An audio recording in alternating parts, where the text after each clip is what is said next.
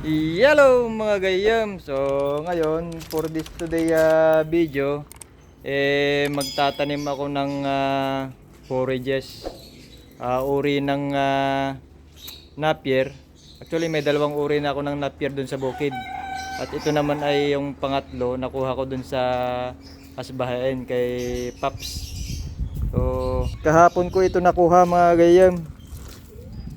Binabad ko sa tubig muna at baka sakaling tumaas pa yung kanilang survival rate kasi patag-init ngayon. Ngayon ko lang naman na nagkaroon ng time para magtanim ng forage. So yan mga gagayam, tong forage na pang baka at kambing. Makakapal yung malalapad yung dahon nito at sabi nga nila mas malambot rin para sa mga hayop. So subukan natin at saka baka sakali magustuhan ng mga aalaga ang hayop ito.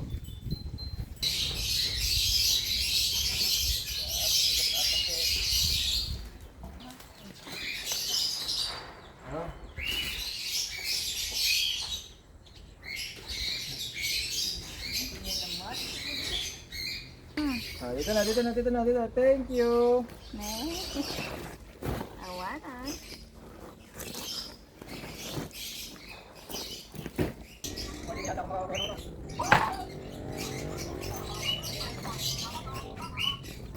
Experimentation naman yata.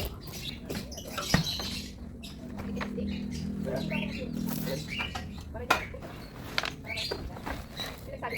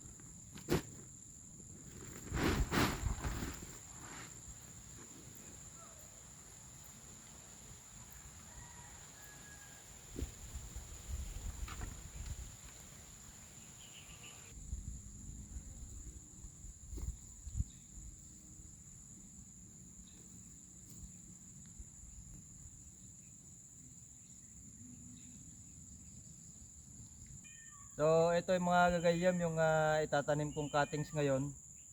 At ganyan lang. Bale, dalawang linya ang gagawin ko.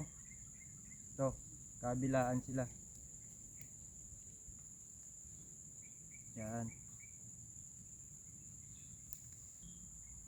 Napansin nyo mga gagayam, itong kinuha kong cuttings, planting materials, mahahaba na yung rooting system nila. Para at least siguradong tutubo. Kasi kung bagong kuha lang, yun yung mga wala pang tawag dito, wala pang rooting system. So kahit papaano siguro, kahit palapit na ang summer, makaka survive naman tong mga to kasi existing na yung kanilang rooting system at established na rin. Okay? So ganito mga gagayam.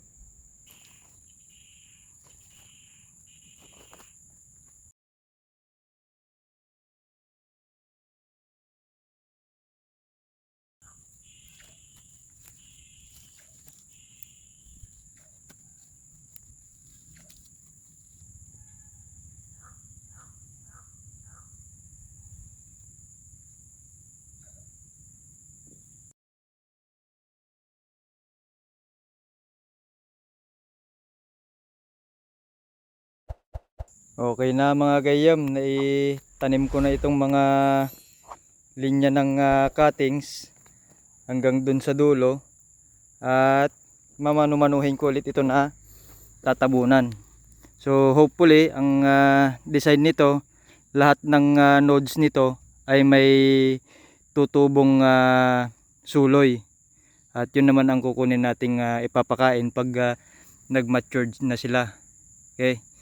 Itong nakaraan, hindi ko na nakunan ng video, Pero may tanim na rin ito. Itong linya na yan. Doon sa may motor. Yan. Tinakpan ko na rin lang. So hanggang doon. May konting balance. Ito yung natira. At tatanim ko pa rin. So ito yung paraan ko ng pagtatanim ng forage na kapamilya ng Napier. At ngayon nga tatabunan ko na ito para at least hindi na siya ma-expose sa sunlight at magkaroon na siya ng contact dito sa ground at hindi pa masira yung nakuha kong binhi mula sa Asbahain Leisure Farm and Resort.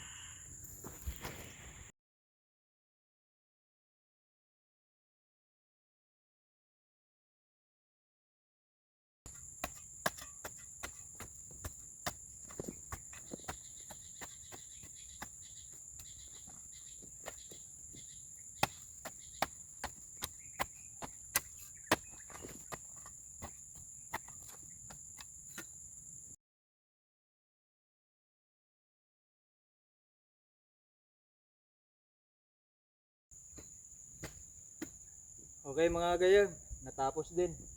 Medyo challenging lang na tawag dito na basagin tong lupa dahil 2 days na siguro yung nakaraan nung binungkal ko to ng manual, tumigas na. Wala rin lang namang ulan kaya yun, medyo challenging nga yung pagtatabon dito sa mga Napier. Ito ang goal natin mga gayam, yung matabunan lang yung tanim nating mga cuttings. So nandyan yan, oh. O yan. At pag dumating man ang ulan, edi salamat.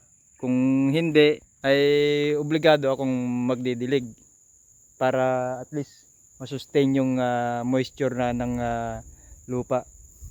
Mga gayam, gusto ko lang ipakita sa inyo itong tinanim ni Mrs. pala na araw. Siya yung unang nagmamanage dito at ito nga yung puting Napier. Yan.